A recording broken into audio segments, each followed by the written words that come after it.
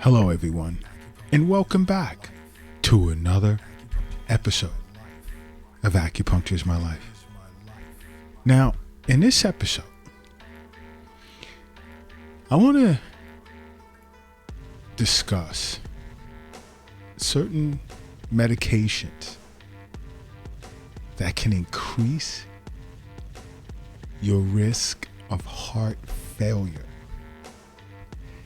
Now, this is going to come as a surprise to many of you guys because there's so many individuals taking an assortment of medications and they have no clue that it can increase the risk of heart failure. And this is why you have to be really careful with regard to anything you put in your mouth, okay? Because your heart is like one of the more central organs in your body. So with it being so central, it can be seen as a powerhouse because it controls the flow of blood as well as chi throughout the body. So the flow of blood in every organ and system is affected or impacted if the heart is negatively impacted. So, it comes down to the choices that you make to keep your heart in good working order. And this includes a healthy diet. This is why I always say see an acupuncturist, undergo Eastern nutrition consultations. This also includes exercising on a regular basis and be aware of what you're putting in your mouth. In this case, certain types of medicines, let's say like statins or anti-clotting agents and so forth. Because there are a lot of things that can contribute to potential heart failure.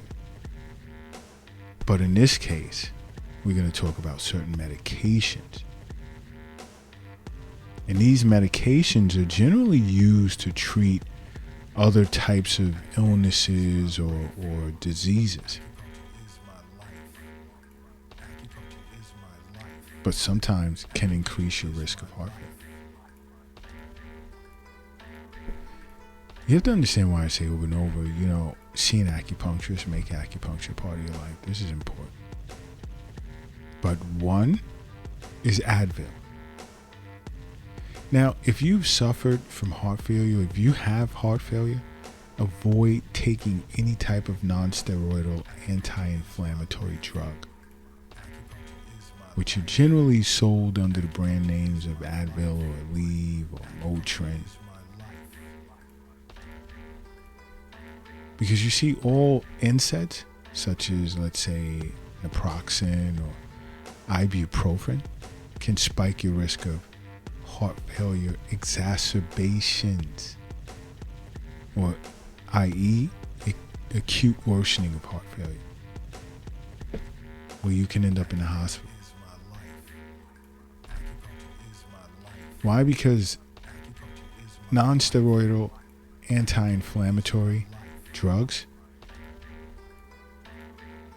can increase a person's blood pressure because it tends to constrict and tighten blood vessels in your body.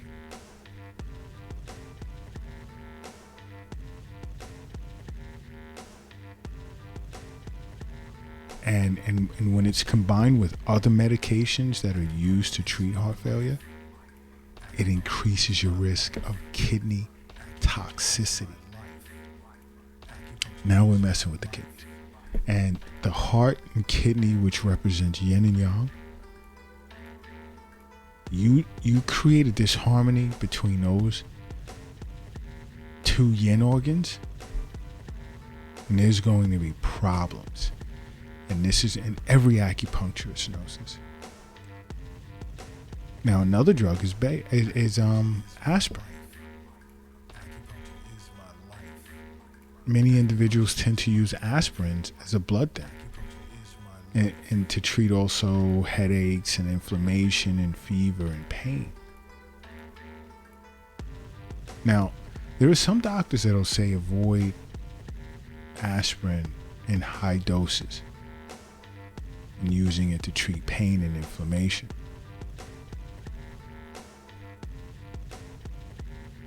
Me, I would say see an acupuncturist. You see, high doses of aspirin can cause sodium retention, which then leads to excess water in the body, and having too much water or fluids in the body leads to symptoms, let's say, such as swelling of the legs, ankles, bloating in the belly, congestion in the lungs, shortness of breath. Now your lung chi has been affected. Spleen and stomach chi has been affected.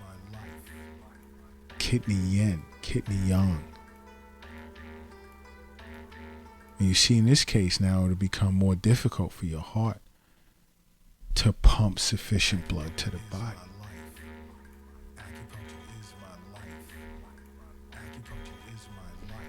Another is, what else? Sudafed.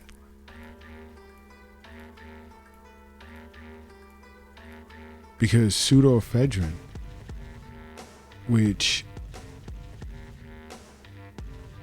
is the active ingredient in Sudafed, tends to constrict a person's blood vessels in their nose and their sinuses.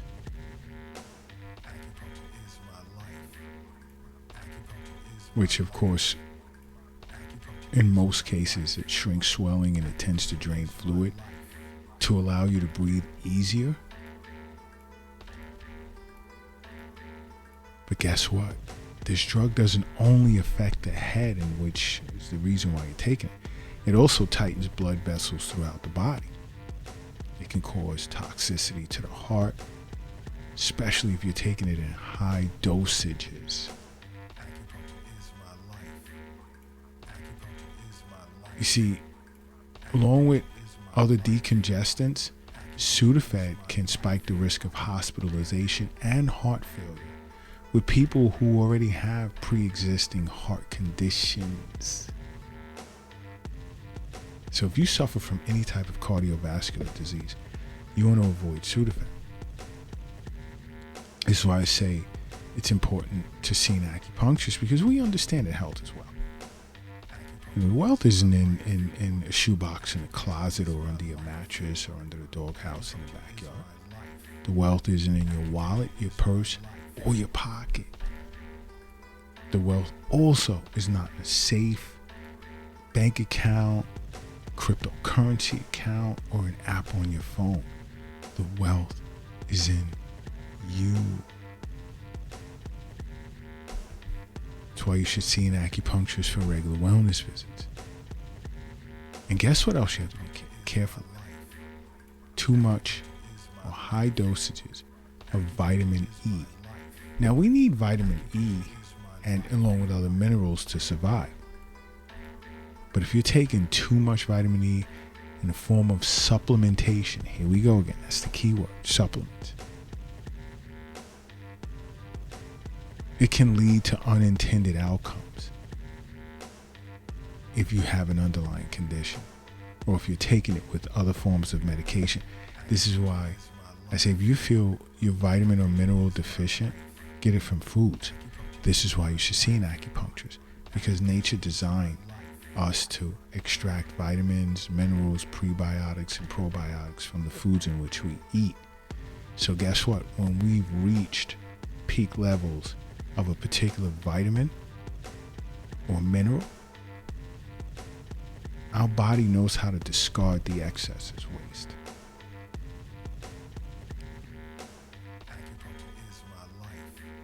Okay. But I mean, it's even been journalized, like in the European Journal of Heart Failure. The vitamin E supplementation is tied to an increase in heart failure hospitalizations. But then there's like some unclear writings on that journal, and I've seen the article. I mean, it sways back and forth. It just wasn't that clear to me and a few of my colleagues. But high doses of vitamin E supplementation can worsen outcomes in patients who have pre-existing heart failure.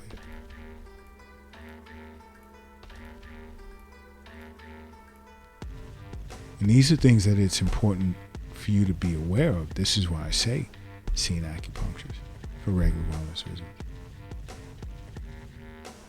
There are even certain types of diabetes medications.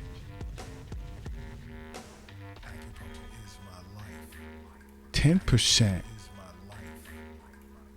and I'm being conservative, global society, I'm being conservative, suffer from diabetes.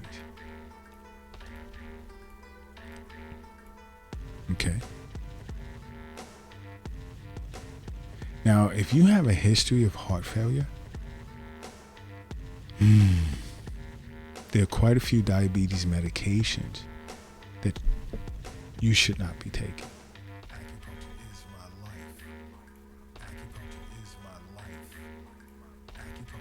And if after listening to this podcast,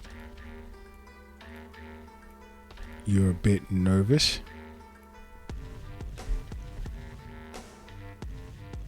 and you're diabetic, sit with your physician to discuss the matter. Okay? It's important. It's important that you do so. You know, because this is really a deep topic that you should not take with a grain of salt. You really should. Okay, this is serious. And then also make sure you get in to see an acupuncturist. It's important. And there are even some cancer fighting drugs.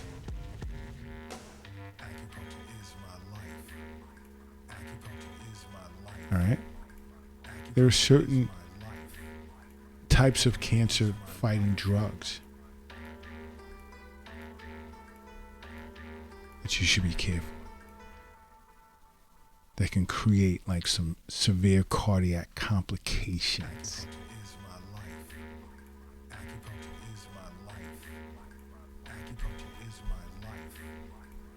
Okay, understand that there are classes of drugs in which is used to treat cancer that are known to have higher risk of chemotherapy-induced cardiotoxicity, therefore leading to heart failure symptoms due to decreased left ventricular ejection fraction or decreased ability of the heart to squeeze effectively to pump blood throughout the body.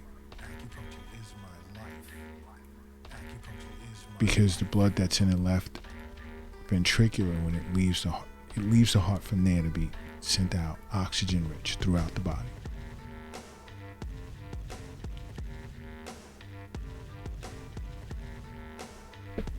So if you're concerned about that, sit with your oncologist or cancer specialist. If you're undergoing cancer treatment, definitely sit with an acupuncturist as well. These things are important. You really need to make acupuncture a part of your life, okay? Matter of fact, I'll say it again. Make acupuncture a part of your life. Because acupuncture is my life. What's yours?